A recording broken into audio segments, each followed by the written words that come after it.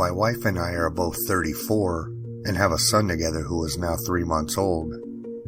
It was recently my wife's birthday where I got her a cute 2-year-old Irish setter from a nearby animal shelter. She has been nagging me about getting a dog for quite some time now.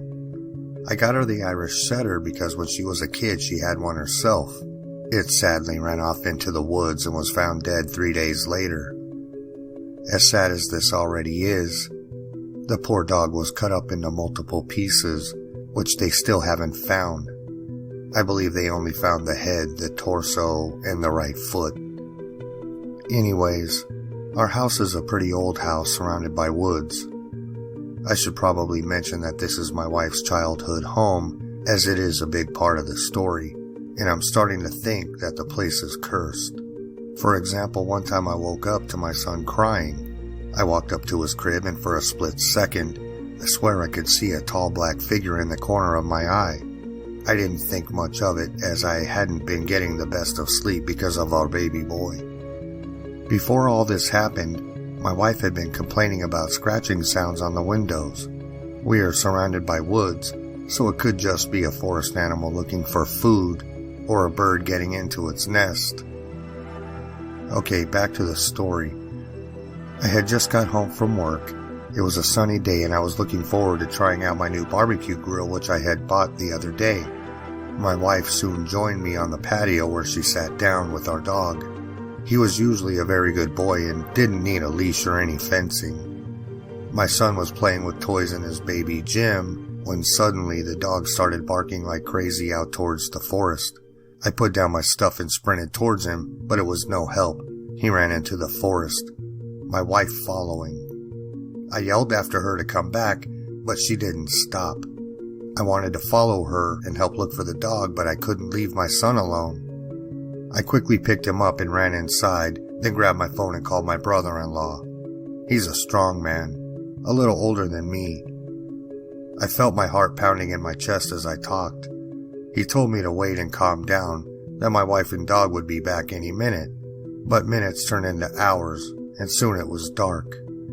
By 9 p.m. I decided to call the cops. They quickly arrived at our house, which mind you is about 30 minutes away from town. At first there were only a few officers.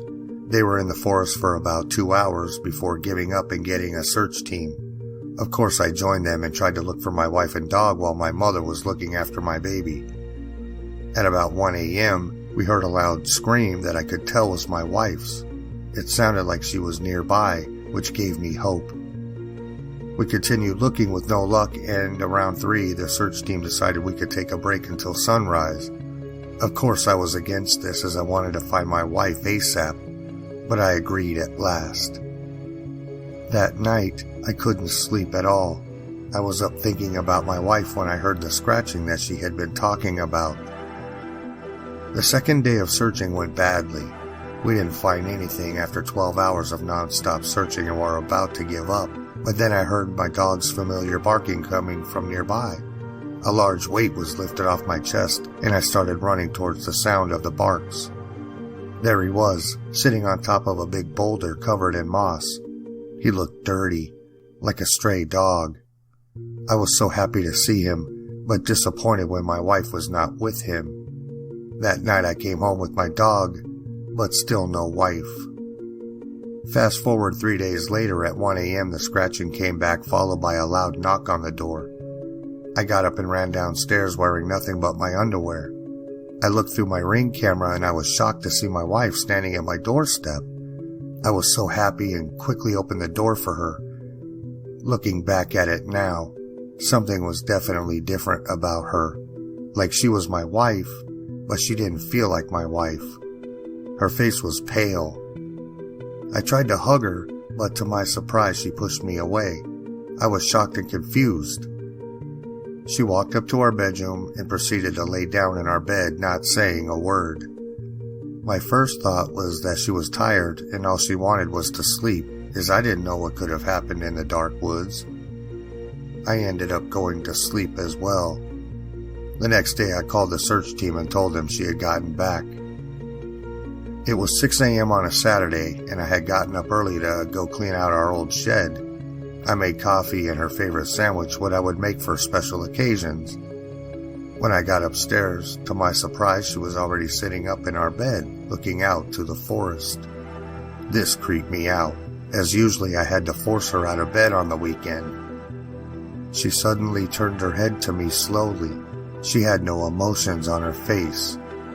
I brought her the food and placed it on her lap. "I made you breakfast," I tried. She looked down at the food before turning back to me. "I don't like strawberry jam."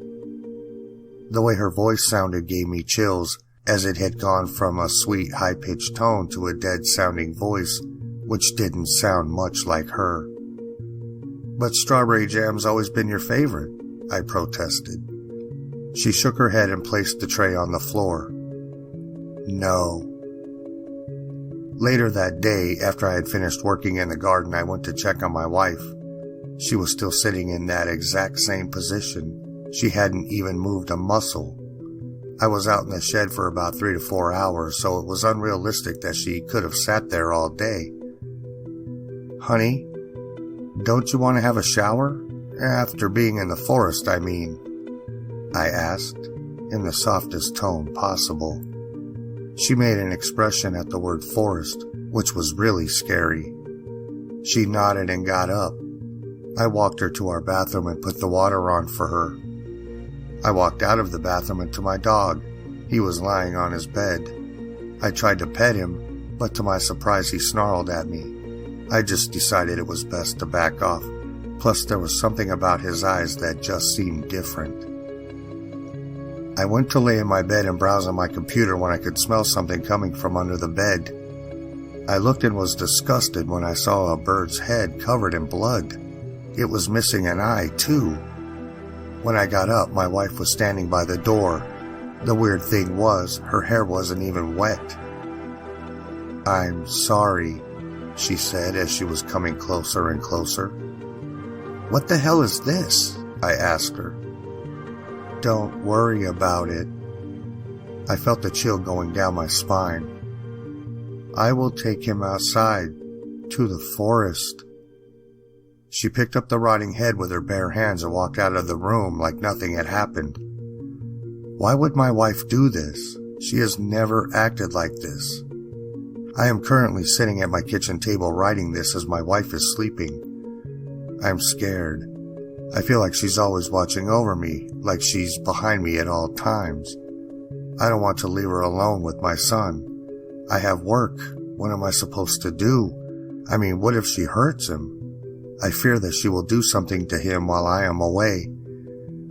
I really have no idea what happened in that forest, but something definitely did change her, or maybe even take her away. I feel like this is not my wife, and that she knows I know. And if this is true, what will she do to me?